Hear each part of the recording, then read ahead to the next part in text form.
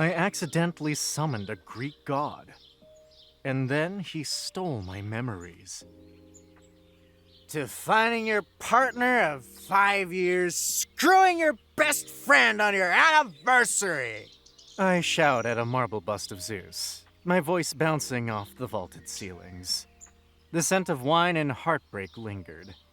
I stumble through the silent halls of the Metropolitan Museum at 2 a.m., my security badge swinging, a half-empty bottle of wine clutched in my hand like a lifeline.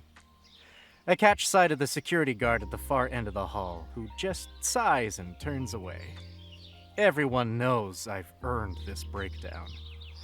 I just unveiled the most ambitious Greek exhibition in decades, only to have my personal life spectacularly implode the same week. I stumble to a stop before a small, unassuming stone tablet tucked away in a corner display case. Unlike the other documented artifacts, this one bears only a simple placard reading, "Lover's Lament, Origin Unknown." It was said that this tablet held powers of resurrection, binding, and ones us mortals couldn't bear to stand. You know about heartbreak, don't you?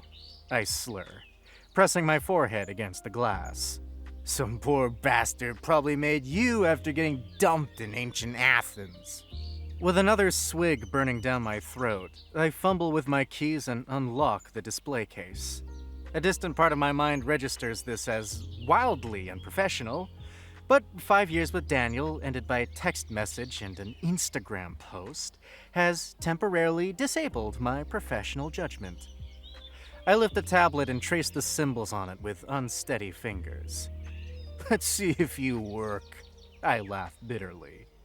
I kneel dramatically, reciting gibberish that vaguely sounds like ancient Greek I studied in graduate school. The tablet grows hot in my hands, a faint blue light emanating. I drop it in shock, watching, but the fear of breaking it makes me act faster. I hold it right in time before it touches the ground. Shit, I mutter. I lock the case quickly with trembling hands. Time to go home before I get fired. Outside, thunder rumbles as I make my way home through the rain, unaware of the storm approaching, knocking me out of breath. The next day, I wake up to sunlight flashing on my face and the distinct feeling of not being alone. My head pounds from last night's shenanigans, but that isn't what makes me freeze beneath my covers. Someone is breathing beside me. Slowly, I turn my head.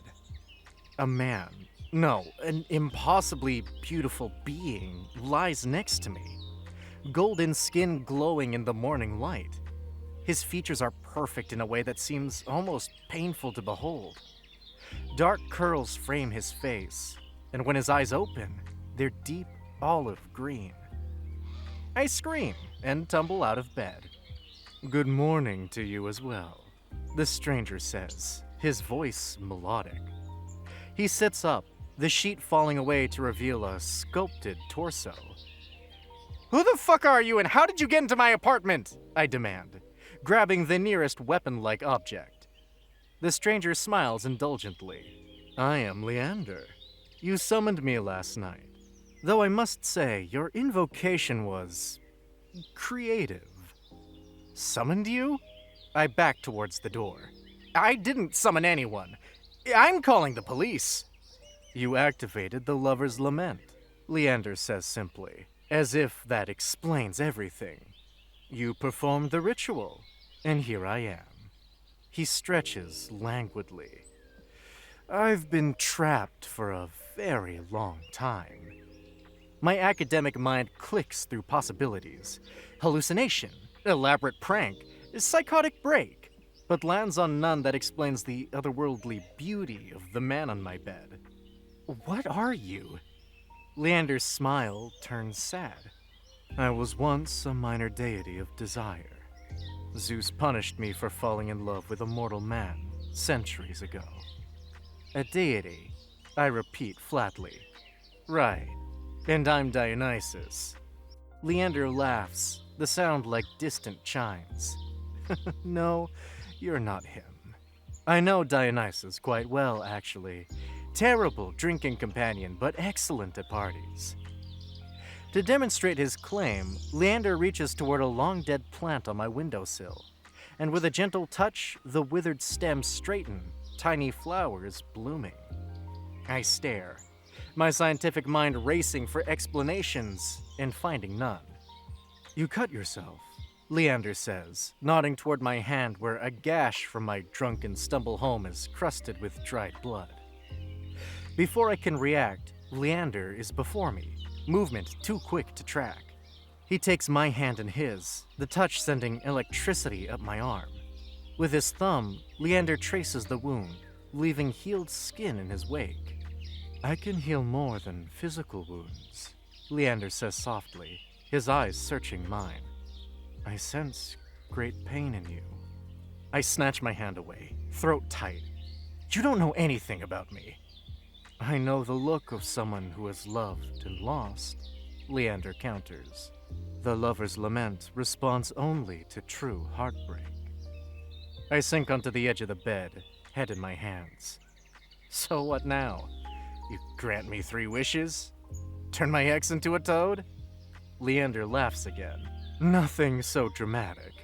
I offer companionship, pleasure, healing, with no strings attached. In return, I ask only for your help in experiencing this new world. I've been away for centuries. Everything has changed. I look up, studying the impossible being before me. If this is a hallucination, it's the most elaborate my mind has ever produced. And if it isn't, a rebound with a Greek god, I say with a hollow laugh. Sure, why not? My life's already a disaster. Leander's smile is radiant. I prefer deity to god. The Olympians get touchy about terminology. The next day, I wake the next morning with sunlight warming my bare skin. The memory of Leander and the pleasure etched in my mind, unlike anything I've ever experienced. Leander shows me ecstasies, physically making me weak in my knees, and the sensations that seem to fog my mind, leaving no scope for conscious judgments. I stretch, feeling remarkably rested despite our activities. My phone buzzes with a text from my colleague Sophia, asking if I'm coming to the staff meeting. I type a quick reply, then pause, frowning. Who was I supposed to avoid at the museum again? Someone had hurt me recently, but I can't recall who. Strange. Leander appears in the doorway, wearing only my bathrobe, which hangs open to reveal his perfect physique. Your world makes these delightful beverages, he announces, holding up a mug of coffee like it contains ambrosia. I smile despite myself. Wait until you try ice cream. After a few weeks. Over the following weeks, we fall into a curious pattern. Leander learning my world, me finding joy in teaching him, and having him close. By day, I work at the museum while Leander explores the apartment. In the evenings, I show Leander the modern world. At night, Leander teaches me pleasures that no mortal has known for centuries, weaving a physical bliss until I can no longer distinguish between mind and body. The more time we spend together, the more I feel a pull, something warmer than attraction. I've never met anyone who listens like he does, who seems so fascinated by my every quirk, who makes the burnt remains of my love life feel like the ashes before a perfect fire. The ancient Greeks understood that all pleasure comes from the same source. Connection, Leander explains one evening as we lie tangled in sheets. I find myself laughing more than I have in years. The pain of my breakup, which I now strangely can't recall in detail, fades into background noise. Tell me about your childhood, Leander asks one night as we watch the sunset. I begin to speak, then frown. I had a dog, I think. Something small and white. I shake my head. That's odd, I can't quite remember. Leander kisses my temple. Memories fade. It's the nature of mortal experience. I suppose I agree. The momentary confusion forgotten as Leander's lips move lower. I try at first to deny I'm falling for him, that this is a rebound, a distraction from heartbreak. But it's not distraction. It's distraction dissolving, replaced by something deep. After 1 month. One night over cheap pizza and too much wine, Leander laughs at a joke I hardly finished making. The sound fills the apartment, and my heart turns over painfully. I want him. Not just for pleasure, but in long, terrifying ways. To wake up next to him day after day. I catch myself staring at him, memorizing every line of his face as if already fearing the days he'll be gone. I don't even care to recall my ex. I'm falling. Just before I nod off, I feel his arms around me and realize I love him. You've never seen the ocean? I ask incredulously when Leander mentions it one morning over breakfast. Leander shakes his head. My punishment, it was darkness, isolation. That afternoon, I called in sick and drove us to the beach. Leander was silent during the journey, but when we reached the beach, he dropped to his knees. It's more beautiful than I remembered, Leander whispers, tears streaming down his face. I kneel beside him, stunned by the raw emotion on Leander's face. You said you'd never seen it. I must have seen depictions, Leander says quickly. In artwork, perhaps. Later, as we walked along the shore, Leander stopped suddenly. Adrian, what's the name of the man who hurt you? I open my mouth to answer, then frown. I don't remember. And your parents? Tell me about them. I struggle to form a mental image. My mother has I can't remember their faces. Panic rises in my chest. Leander, what's happening to me? Leander cups my face in his hands. You're healing. The painful memories are the first to fade. But my parents weren't painful memories. Weren't they? Leander asks softly. The expectations? The disappointment when you chose your career? The arguments about your sexuality? I stare, shocked. How did you know about that? Leander kisses me instead of answering, and somehow the question no longer seems important. It's not just comfort I reach for anymore. It's the way Leander looks at me, like I'm more than mortal, more than a broken heart waiting to be patched. I want to be whole for him, and I want him to stay. So much that I feel the panic rising when I notice the things I forget, when his absence feels unbearable. After a few weeks, rain lashes against the windows as Leander moves above me, our bodies joined in perfect rhythm. I want to show you something, Leander whispers, his voice somehow audible above the storm. My true self. Before I can respond, Leander's form begins to change. His skin emanates light from within, his eyes becoming pools of radiant green energy. The air around us charges with electricity, and I feel myself lifted slightly off the bed, suspended in an embrace that defies gravity. Fear mingles with ecstasy as I realize I'm making love to a being beyond human understanding. Yet instead of pulling away, I surrender completely, offering myself to him. In that moment of surrender, I feel a gentle tug in my mind, a memory of my college graduation, slipping away like sand between fingers. I willingly let it go, focusing instead on the pleasure of our union. Afterwards, as we lie in the dark, I can't shake the feeling that I've lost a memory. But with Leander's warm body pressed against mine, it's difficult to care. After a few days, Adrian, do you know what day it is? Sophia asks, concern etched on her face as we catalog artifacts in the museum's back room. Tuesday, I guess. It's your birthday, she says gently. You mentioned last week you were turning 35 today. I blink. Oh, right. And you forgot our lunch yesterday, and the donor meeting last week. Sophia puts down her clipboard. What's going on with you? You seem different.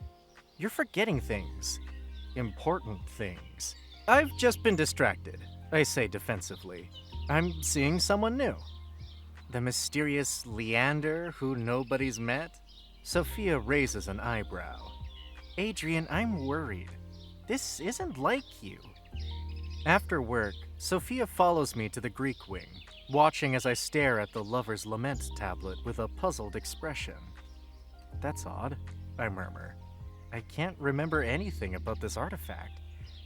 Where did we acquire it? Sophia's eyes narrow. You wrote the acquisition report yourself, Adrian. You were obsessed with it. That night, while I sleep, Sophia returns to the museum. Hours of research led her to obscure texts describing a punishment Zeus inflicted on a minor deity who had fallen in love with a mortal against divine decree. The deity was trapped, destined to feed on the memories of those who freed him. After a few days, you're stealing my memories, I say without preamble when Leander emerges from the shower. Leander freezes, water dripping from his perfect form. Adrian, don't lie to me. My hands shake as I hold up Sophia's research. Every time we're together, I lose more of myself. My childhood, my education, my family, they're all becoming blank spaces. Leander's expression crumples. It's not what you think. Then explain it to me, I shout. What are you taking from me? Time, Leander whispers. Each memory extends my time here. Without them, I would have returned to my punishment weeks ago. I sink onto the couch, devastated. So I'm just... what? A battery for you to drain? No. Leander kneels before me, taking my hands. Adrian, I'm not taking random memories. I'm taking the ones that hurt you. Your father's rejection when you came out, the bullying in high school, your ex-partner's betrayal. That's not your choice to make, I say, pulling my hands away. Those experiences made me who I am. They made you afraid to love, Leander counters.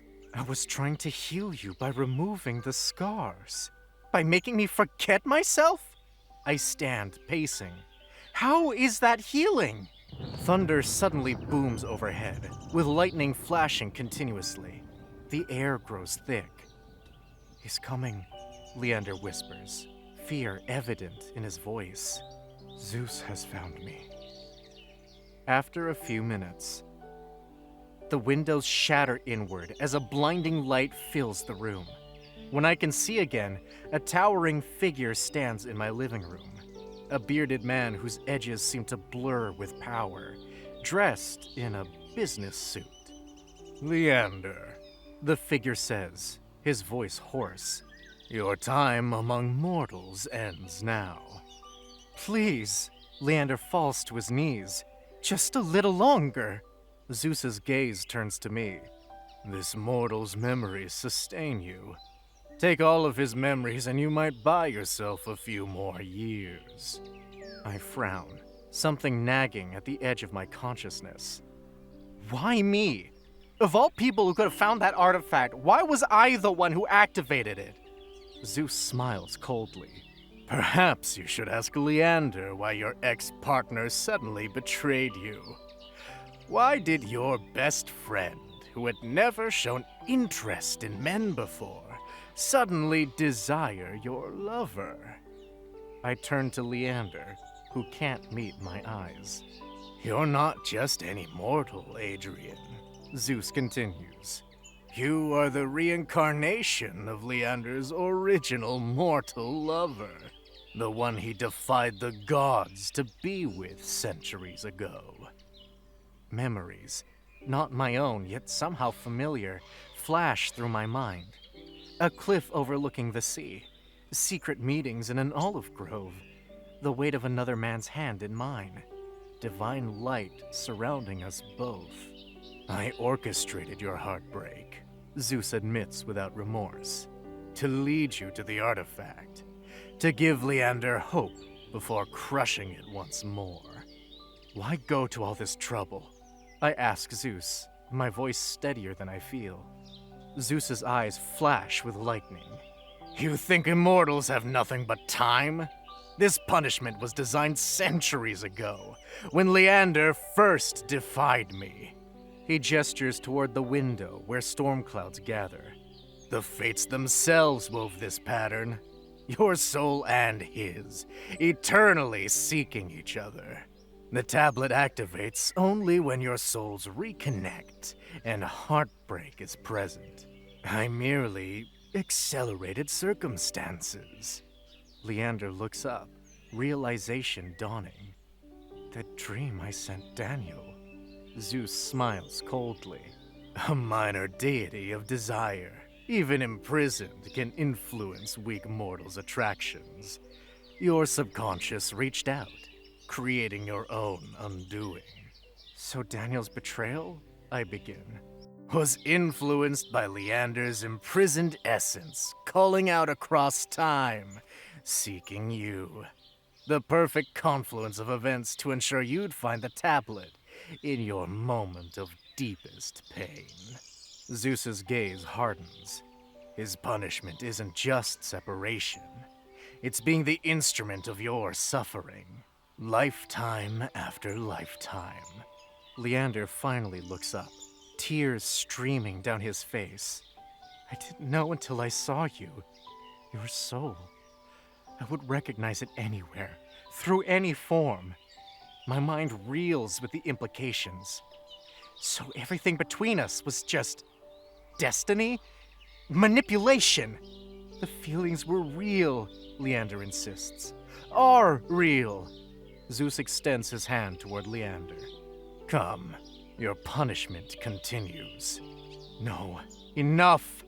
I am done with your games, Leander finally says, his voice echoing loud and sharp. Zeus, you think people adore you, but you're mistaken. If you tell me that I was the one using Adrian... I watch Zeus's face getting cold, his eyes blooming with anger. How dare you? Leander cuts him off. The brutal truth is that people adore you because of their selfish reasons. To get power, immortality, or maybe the beauty. If you weren't powerful, no one would worship you, let alone know you. I see Leander heaving, looking pale. It felt as if he could crumble down at any moment.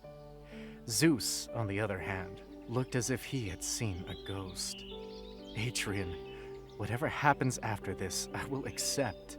But you need to hear my side from me, he says, looking into my eyes with raw emotions. Yes, you indeed look like my ex, but it has nothing to do with you. I have been with you because you taught me to love, to enjoy, and be myself without any fear. I was afraid of emotions, and then you shattered that notion for me. I stood there still, confused about what to believe. It's true that I have been stealing your memories, but the moment you confronted me, I stopped. Leander coughs again, but this time a little too violently. Only because I realized that my love for you was much more than any of these things. And I would rather spend my remaining time with you genuinely than to extend my time by false methods. Before I can say anything, Leander falls. My instincts work fast as he falls into my arms.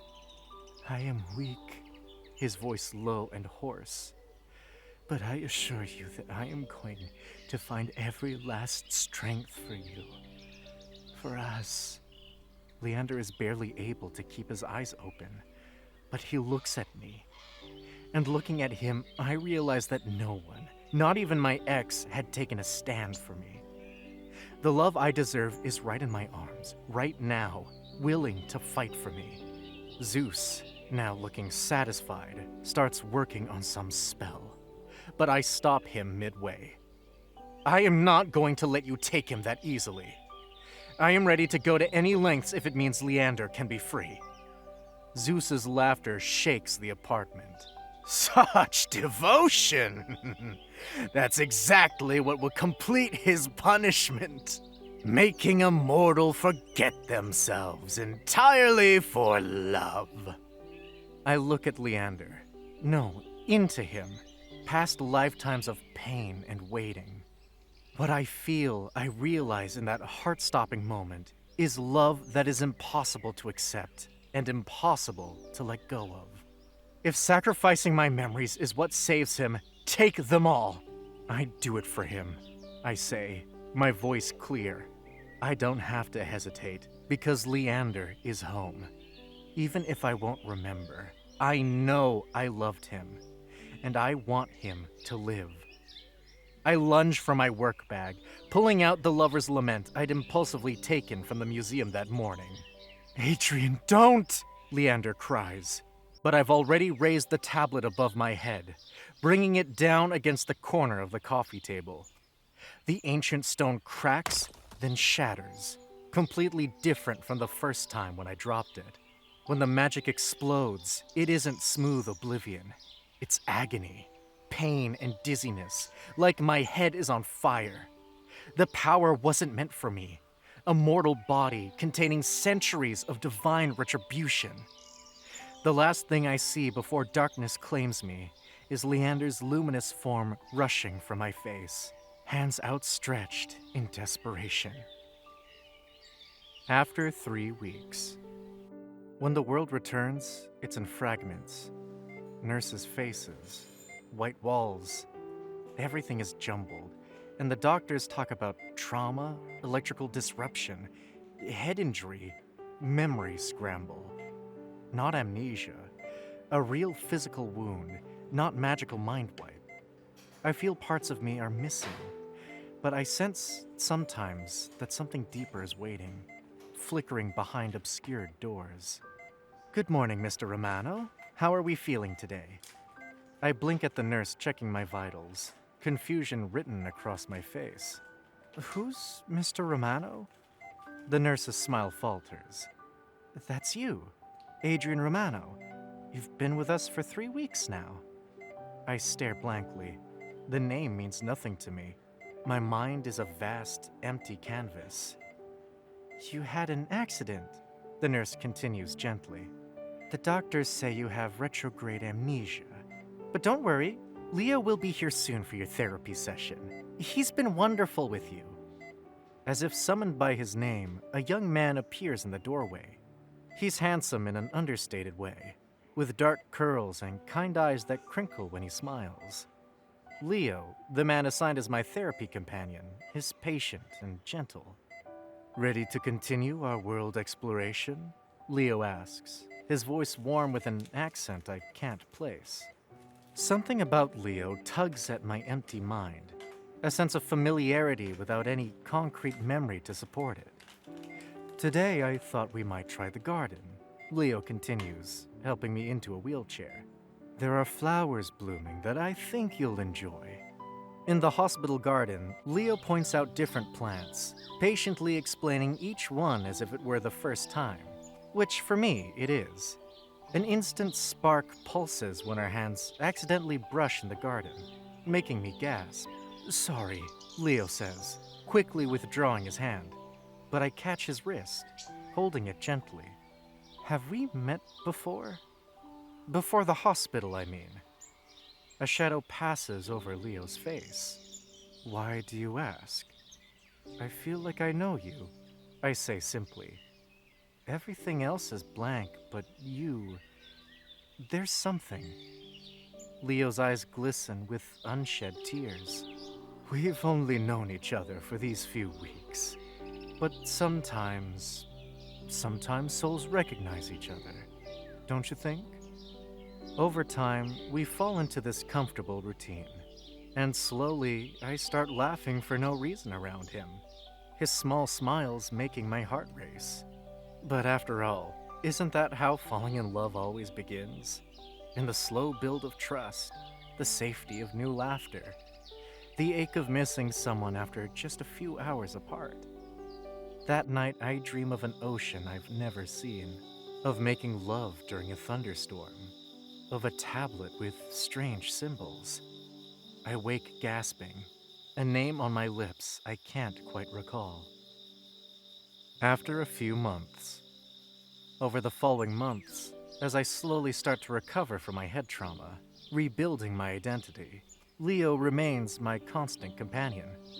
Gradually, our relationship evolves. A handhold during physical therapy, a lingering look over coffee in the hospital cafeteria, our first kiss, tentative and sweet, in the garden where we'd first connected. Some afternoons, Leo tells me stories he claims to have heard in Greece, tales of stars and storms, and men who would shatter worlds just to see each other again. They're just stories, I tell myself. But sometimes in the snow glow of the hospital lights, I catch myself watching his face, feeling as though I've known him longer than I should. There are moments, fleeting and half-remembered, when I'm sure Leo is crying just after saying goodnight, or that he holds my hand for a second too long. That all feels right. After months, I realize I'm falling for him, not out of desperation, but because I want to. Even before the past comes back, I choose Leo, and he chooses me. And then one day, the memory returns. All those things we had shared, believed, seen, and experienced. Some evenings, I dream about a storm, a burning tablet, and a man's golden skin. Gradually, in fragments, I recall. But the most important thing isn't remembering. I already love Leo, already have built a new life with him. And then one day, I surprised Leo by asking, "How did I forget you, Leo? Or should I say Leander? How did I lose my memory?" He looked at me for a second, his eyes widening before sighing and telling me the truth. "The lover's lament. When you destroyed it, the magic went inside you. The intensity of the magic was too much for you, causing a head trauma and you losing your memories temporarily. You wiped your memories clean." Leo's voice breaks. "And Zeus punished me by making me mortal, vulnerable to pain, to aging, to death, so I could experience loving you and losing you completely. But we found each other anyway," I say softly. "We did." Leo smiles through tears. "And every day I've spent with you has been worth the sacrifice of immortality." I lean forward, pressing my forehead against Leo's. As our lips meet, I realize that love has no rules, no boundaries, and no norms binding, but just a connection, which can change your life. Now, every day, I choose Leo anew. Not because of destiny or divine intervention, but because some bonds transcend memory itself, written not in the mind, but in the very essence of being. And somewhere on Mount Olympus, Zeus watches the mortal and former deity build a life together, learning despite himself that true love is the one force even gods cannot control. After a few years later, as we stand on the cliff overlooking the sea, a trip Leo insisted we take for our 5th anniversary, the sea breeze carries the scent of olive groves, and suddenly I remember a different self meeting a different Leander in this very spot. "We were here before," I say, not a question but a statement. Leander nods, his now familiar eyes crinkling at the corners. Age has touched him as it has me, a reminder of his mortality. This is where it began, the first time. I take his weathered hand in mine, feeling the strength that remains. And now we've come full circle. Many circles. He corrects gently. Many lifetimes.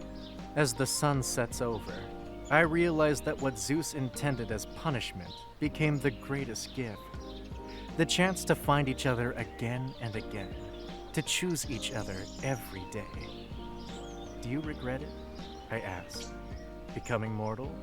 Leo looks at me, his gaze holding the simple joy of the present moment. How could I regret the time spent with you, when all I had ever wanted was to be with you, in every lifetime? These wrinkles, he touches the corner of his eye, are badges of a life fully lived. When we kiss, I understand at last what the tablet had always depicted. Not just two figures embracing, but two souls finding their way home. The end. Which Greek god would you like to date? Thanks for watching. Consider subscribing to become a part of our Rainbow Force, and stay wholesome.